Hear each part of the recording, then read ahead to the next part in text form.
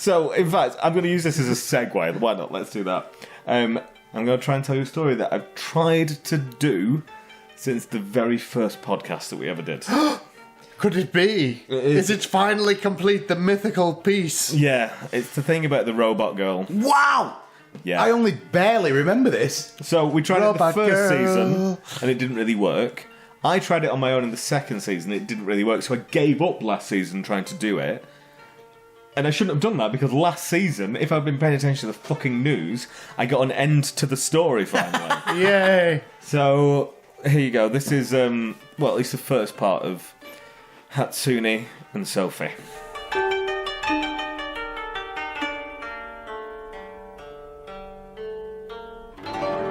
Without getting too highbrow or beard strokey, this is a story about smoke and mirrors. It's about what's real or what we think of as fake and artificial. And I suppose it's actually about whether it matters if what we see and hear is real or not. I've actually tried to do this story 3 times over the years, but it wasn't until the start of 2018 that it developed some kind of ending, by which time I'd already shelved the whole piece anyway. But now there is a satisfying and kind of conclusive end point for this story. So, to start, I should play you something, and then we're going to rewind, and I'm going to tell you how this track came into existence. Unfortunately, we had to cut the song here due to pesky copyright reasons. I mean, what do they think we're going to do? Anyway, to listen to this piece in all its unedited glory, thumb back the Rolodex to June 2019 and hit play. Cheers! This might be one of the strangest pieces of music that has ever existed. Yes, it's just bog standard awful J-pop, and it's bloody irritating, but it's also absolutely fascinating and bizarre because of how much fakery and deception is going on underneath it all. For this story, though, you need to understand it's actually 2 different stories that run in parallel and then finally collide at the end when this track comes into existence. So I'm going to tell you the first part, rewind, tell you the second part, and then we'll see what happened with this track and why it's got the oddest musical pedigree of any track ever. Right, so the next question is, where do we kick off our little story? Do we begin with a skinny ginger guy from Glasgow called Sam? No. Should we start with the one-time Mike Oldfield collaborator who made up her own language? Probably not. Instead, let's start with the Spanish-born singer from Japan who doesn't exist. Yeah, let's start there. Round 1, fight! For this part of the story, we've got to travel all the way back to 2000.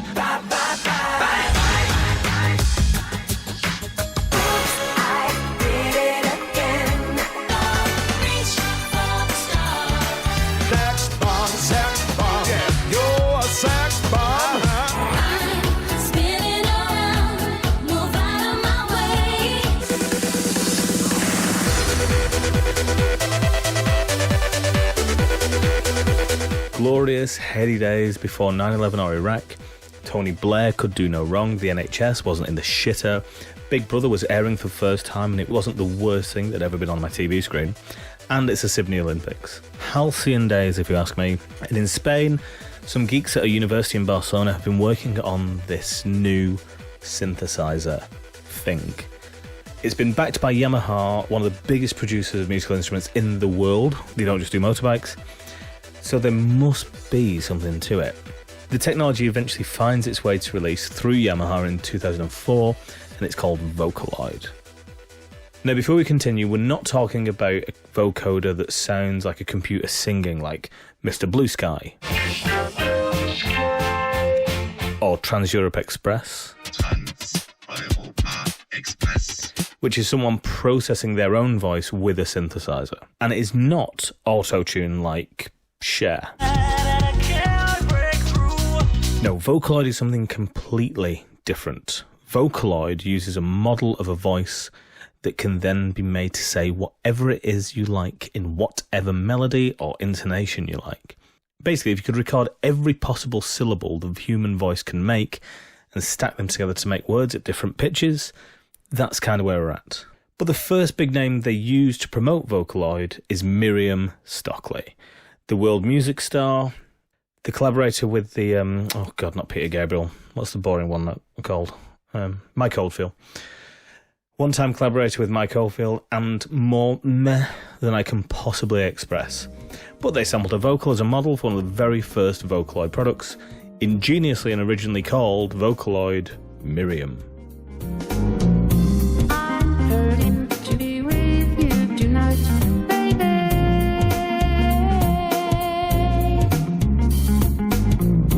I'll never let you out of my life, baby.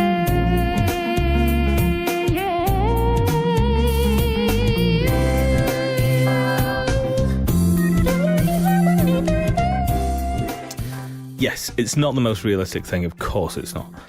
But the idea was that it was going to be perfect for backing vocals and it was going to be way cheaper than hiring backing vocalists. In fact, when this came out, I bet my flatmate at the time there'd be a song in the charts with this singing the lead on it. I think he probably owes me money by now. Since then, there have been loads of Vocaloid products. The first iteration of the software, there were 5 possible voices, including Miriam, but it wasn't until Vocaloid 2 that the big thing happened.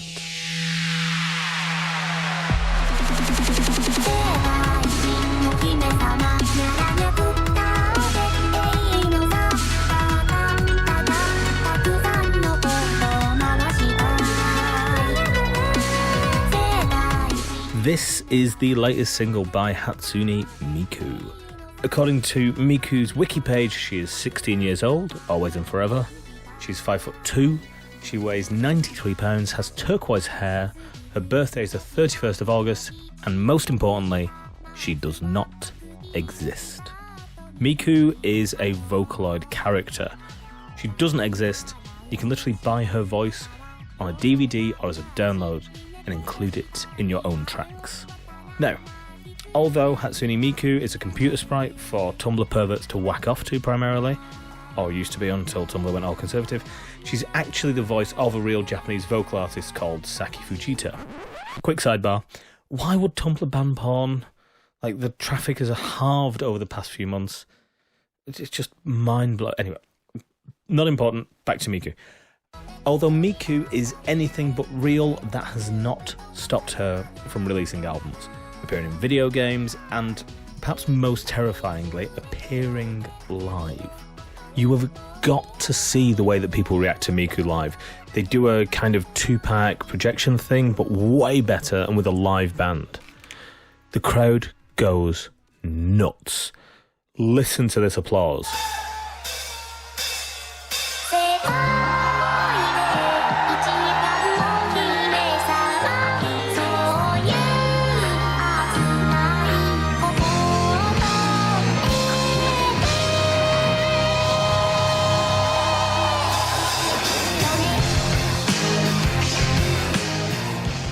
They're totally, fully invested in this computer sprite and what she's singing.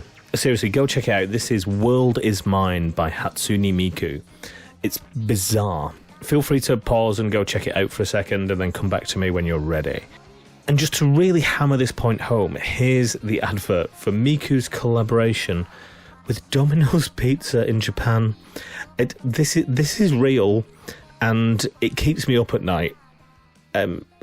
Suffice to say, Miku's popularity in Japan is unquantifiably huge. Hello everyone, I'm Scott, president of Domino's Pizza.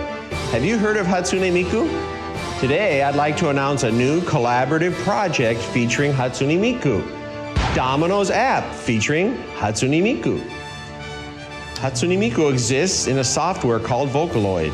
Vocaloid enables you to produce songs. A character named Hatsune Miku sings the songs you create.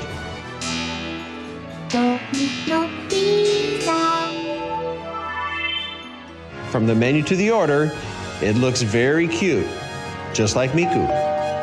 Once your pizza's delivered, have some fun with Miku. And last but not least, the live performance. Start the pizza stage live and point the camera towards the pizza box, and the pizza box will turn into a live dancing venue.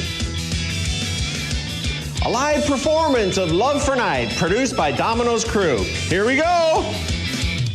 Right, so that's the first half of this story. Yamaha invented some software that allows you to make your computer sing with a voice of a computer sprite called Hatsune Miku, but she's not real except her voice, which is real, but it isn't Hatsune, it's actually Saki Fujita. It's not important. You got that? Yeah, okay, cool. So, keep that in your head, because we're going to jump back in time now and we're going to do the other story. If you have views on music or music news and you want to air it, drop us a line at DAA and we may just read it out loud on the podcast, possibly.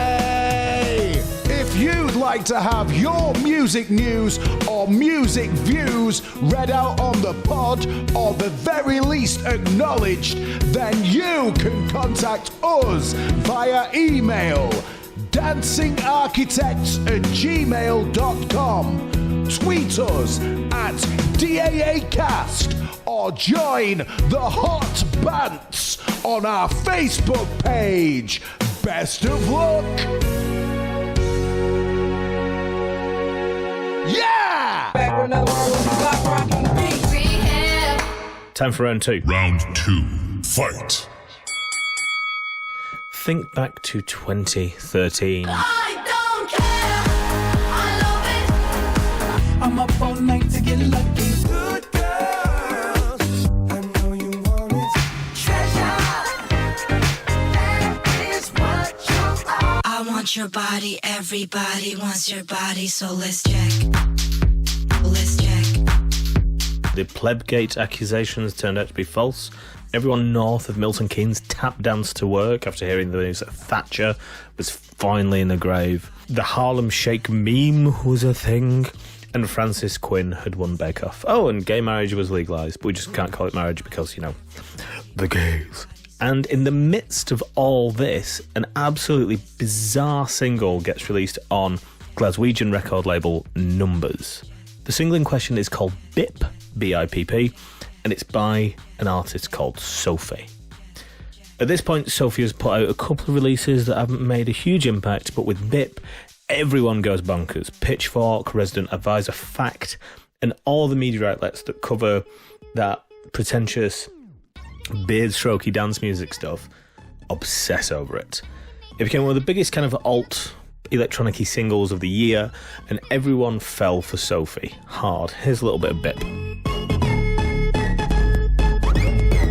However you're feeling, I can make you feel better. Whatever you're thinking, I can make it all clearer.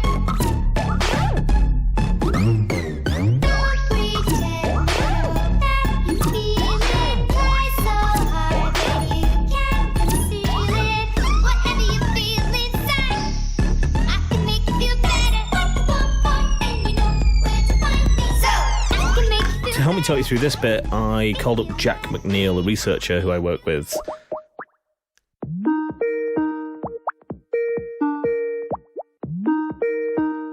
I am Jack McNeil. I research the intersection between contemporary art and installation and new musical creation. Jack is a researcher into kind of socio-cultural stuff to do with dance music and critical theory and loads of quite intelligent stuff that comes out of books that I don't really understand. I do a lot of techno. Yeah, it's mostly about techno. Well, it's to do with how dance in like nightclubs and how dance in dance music situations is kind of a physical embodiment of music, and how you can sort of hyper-realize that in new creation, I suppose. shake, shake, shake it up and make it fizz.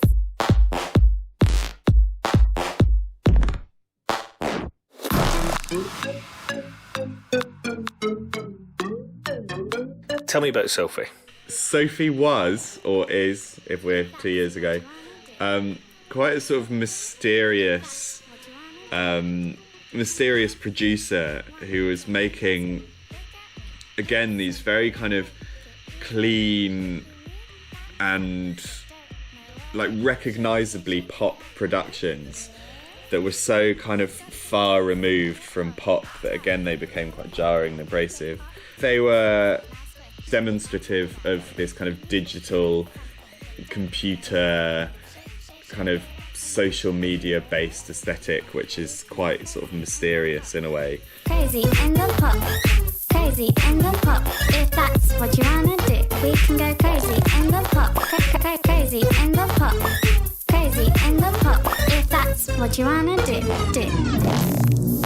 If that's what you wanna do. In a couple of words, Jack, tell me kind of what music Sophie makes. Yeah, I think they've got this obsession with the sound of these kind of material or object-based percussion, definitely.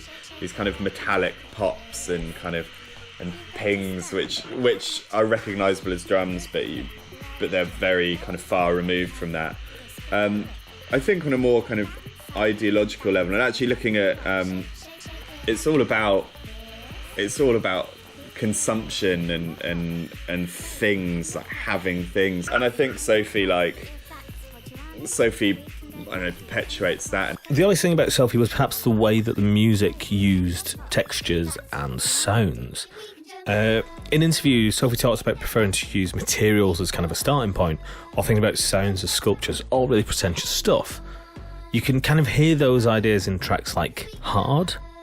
It's full of metallic banging and sounds of PVC being rubbed like when you twist a balloon. Hard, latex glove, so hard. PVC, I get so hard. Platform shoes, so hard. Ponytail, yank so hard. Leatherette, party so hard. PVC, I get so hard. Platform shoes, so hard.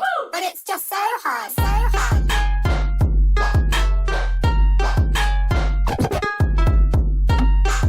Or even the main kind of melody part sounds like glass. Hard.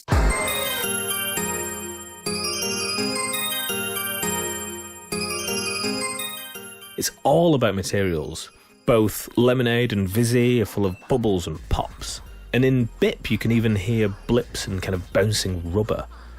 As far as Sophie was concerned, the music was about the physical materials it's made out of. And even further than that, if you went to Sophie's web store around 2015, you could buy the album, either as a download or in a PVC case covered in bubbles, or you could buy a plastic jacket full of UV liquid, or the limited edition version of the album that came with something that was simply called Product.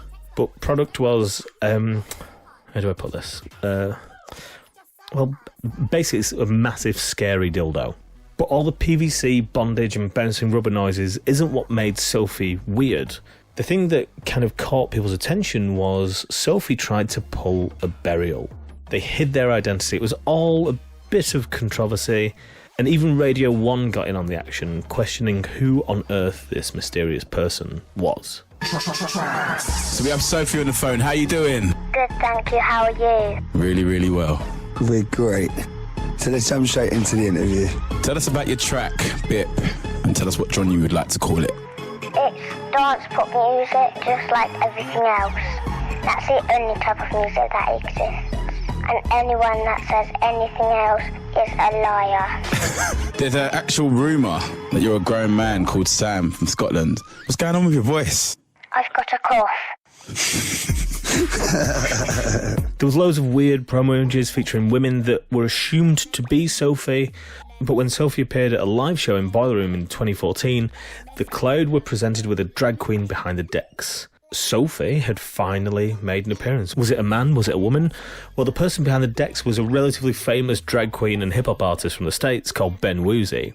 But the skinny ginger security guy at the side, the one that kept helping with the mixing, that was Sophie. It seemed like the mystery was finally blown. We'd spotted this guy helping the mix, we'd all heard the rumours voiced by Radio 1, we'd seen Sophie. The jig was up, game over, anonymity gone. But why the hell is this so important? It gives you an introduction into this weird hyper-pop bubblegum music that Sophie makes, but it also introduces some of the ideas about what's real and what's not that are so essential to this story. Not so strange so far, I suppose. A bit arty and a bit conceptual, but it's really interesting when you look at the people that Sophie hangs out with. Enter PC Music. Jack, Explain, please, mate. At its most basic, PC Music is a record label. In terms of its sound, or in terms of its... sound like? What's the point of it? What's the point of PC Music? That's a big question. So I think on a kind of base level, PC Music is like glassy, hyper-real bubblegum pop.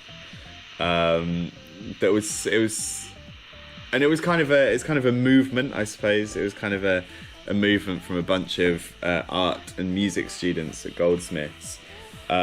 It's still unsure as to whether it's kind of all a joke or not.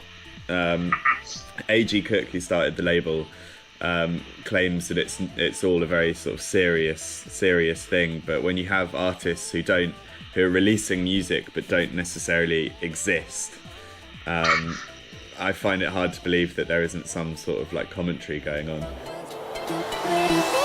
Teardrops feel like showers. There's nothing I can see. Lying awake for hours. Time stands still around me. Teardrops feel like showers. I thought I was free. Lying awake for hours with just your broken flowers. Teardrops feel like. So PC Music kind of confused this whole thing a little bit further. So we think we've figured Sophie out, but then is the whole thing a big joke? Is it just a giant troll? Let's take that as a place to end this second half of the story and go back to the beginning of this piece where I played you that track, remember? Yeah, this bit had to be edited too, copyright and all that. So that's the kind of first bit of this story that I'm telling you. We're going to pause there. Pause.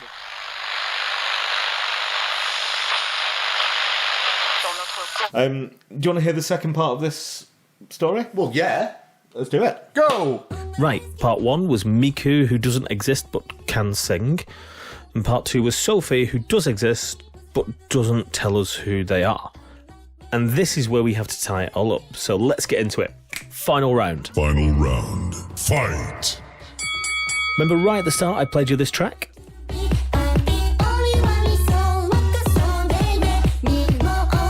Well, here is where everything starts to get a bit weirder. This is where it starts with Nami Amuro. She's essentially a J-pop star, and a pretty big J-pop star at that. She is apparently referred to as the Japanese Madonna, which I suppose gives you some idea of her popularity. And in 2015, her album Genic was released featuring the track I just played you. That track is a duet featuring Nami Amuro, Hatsune Miku, and produced by Sophie. Just so the weight of this isn't lost on you, I feel like I need to reiterate exactly what that means. We have a Japanese pop star duetting with a vocalist that doesn't actually exist apart from in software, produced by someone obsessed with constructing music from the sounds of bubbles and PVC whilst having a drag queen impersonate them live. Perhaps the most terrifying thing is I can't actually tell you which voice in this track is the real one, is the human one, is the Nami Amuro one. I honestly can't think of a piece that has as much fakery as this. Maybe artificial is a better word. But there's almost nothing truthful about it, nothing really real in there. I'm not saying that's a negative or a positive thing, but it's certainly something worth noting. Oh, here we go. Here's another copyright edit. This track and the way that people have responded to stuff like Miku really makes me wonder what it is that people want from music. Is it bubblegum and fluff to occupy us? Is truthfulness in music an old-fashioned notion? Is music post-truth now? Or has music always been produced and faked? And now, maybe with people like Sophie and Miku, the fakery is so overt, so obvious. Perhaps it's actually more honest than a lot of the music that's gone before. At least they admit the lie.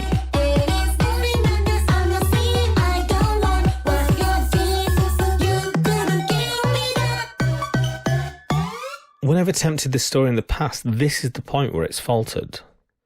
That ending doesn't feel revelatory to me, because it isn't. You know, you're just questioning whether music is overproduced, whether it is cynical. But there's actually a little bit more to this story. And that's where you get this moment, this kind of ending that just sprouts right at the end.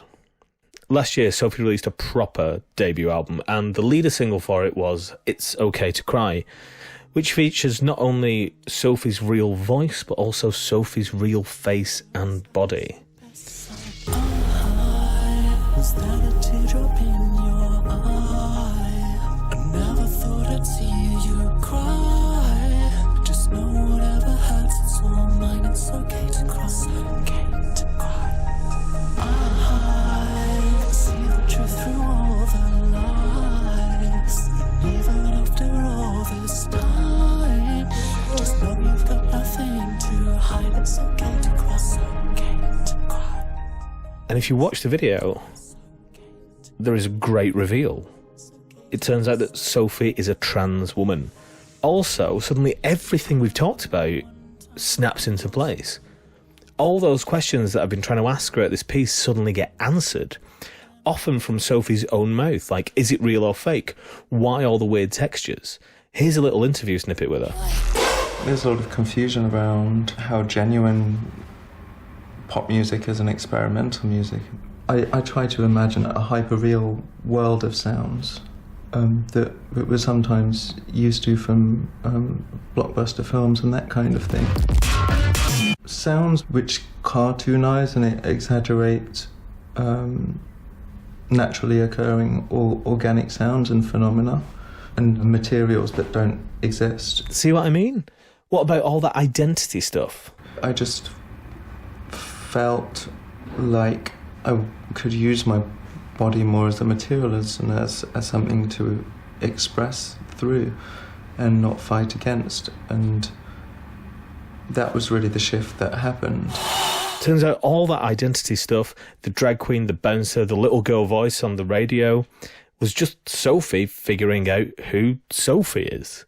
And that is where this piece ends. When I first started writing this, I didn't realise that this piece was going to be essentially the kind of story of a trans woman experimenting with her own identity by playing with computer sprites and the media and presentation and YouTube videos and interviews and a whole host of sonic textures that, for me, kind of culminate in this Namiamuro tune. A J-pop style duets with a Spanish-born Japanese computer sprite produced by a Scottish trans woman with music made from materials that don't really exist but allow her to play with her identity. I know it's a lot, but we've made it to the end. So have a sit down, have a minute, and I'm going to play you out with a little bit of that tune again. But this is actually Sophie's original demo. And I've just realised I've not actually told you the title of this tune, and I know it sounds silly, but I finished off writing the script for this thing only just before recording, and the actual title of the track has only just hit me. So this is the original demo of that tune, and this is Be Who I Want to Be by Sophie.